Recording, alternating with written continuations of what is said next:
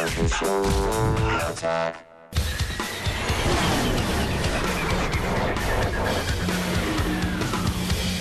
right, my guest tonight from Seattle, Washington, Audiosurf developer Dylan Fitterer is here. Dylan, welcome to the Loop, sir.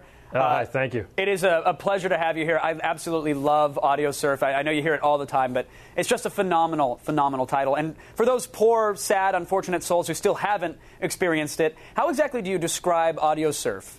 Well, it's a music reactive puzzle racer, and what that means is that you can choose any song from your collection, usually an MP3, and it analyzes that and builds gameplay to fit it.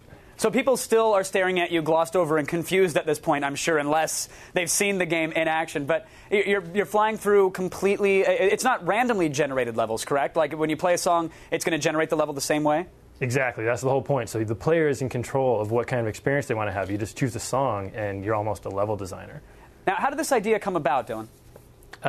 Mostly from music visualizers. I really enjoy them, but you can't look at them for very long without getting kind of bored. So I wanted a music experience that you can really get immersed in and keep you there, you know? No, absolutely. Although I will say, if you're Americus, you can look at pretty much anything right now and be completely, thoroughly entertained. But that's a different story. You created games on a weekly basis for your blogs. Did Audiosurf come out of that?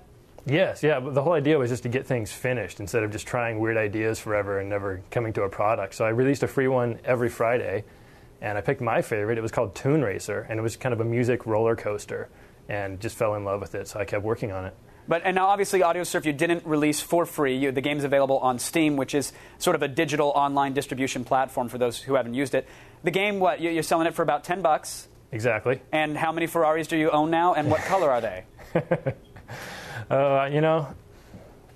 I'm thinking I need a red one, don't I? Yeah, to match the 4 other ones. I mean, really, it was pretty much just you for Audiosurf, right?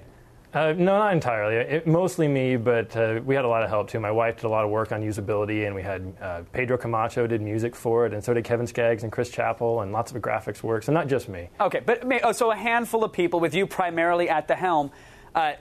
Do you sleep on a bed of 100s now, or have you just stuffed the mattress with it? Like, really, how lucrative can this be for an indie game developer? It can work. It can work. I highly advise anybody who wants to go this route to try it. All right, for those who don't know, you actually had a sales goal for the year. You reached that how soon, Dylan? In about 2 weeks. So it took you 2 weeks to reach that sales goal. Yeah. And based off that, what do you say that the status of the indie gaming market is right now? Boy, I just have to say it's booming. It sure looks like it. And not just because, they're selling, but the quality just keeps improving. Right. Well, the quality is getting better. And what about the distribution opportunities because of Xbox Live or the PlayStation Network? Yeah, that's certainly helping. And obviously Steam, which Audiosurf is on, yeah, I think obviously helps. Right. Now, what about the iPhone? I mean, Apple's releasing the SDK in June. Have you taken a look at that? I mean, as a developer with a hugely successful product, obviously you must be looking at new ways to port it, right? Yes. In fact, the day they announced the SDK, I went out and ordered an iMac, so I'm checking it out. And does that mean we should look forward to an Audiosurf port in the near future? I can't say for sure, but I'm looking at it. You can say for sure. You made the game. You're going to know more than anybody else, Dylan.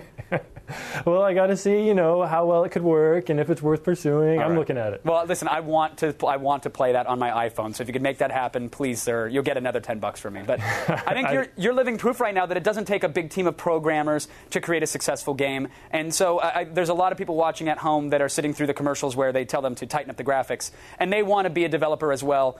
What advice do you have for those guys that are trying to follow in your footsteps?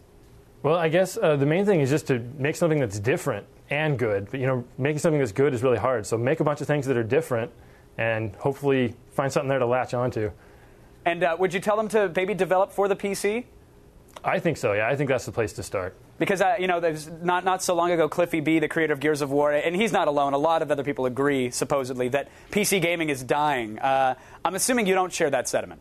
Oh, no, I don't think. I mean, Valve's been saying that for years now, that PC gaming is actually thriving, and it turns out they're right. And so what's next for you, Dylan? Are Audiosurf 2, or are you just looking at more places to port it right now? Mostly I'm looking at expanding the existing game on PC and, maybe more platforms. I don't know yet. And as a developer, do you want to work on a big budget project or do another indie thing, or do you want to pull a Nolan Bushnell and just fill hot tubs with Cristal? Like, what are your goals for the near future? I think I'll keep working basically independent. All right, Dylan. Well, thank you so much again for coming on the show, and not just for that, of course, for the amazing game. It's kept me entertained for hours, and I can't thank you enough for it, Dylan. Oh, thank you so much. All right, everybody, check out Audiosurf on the web at audio-surf.com or fire up Steam and click it. It's the best $10 you'll ever spend.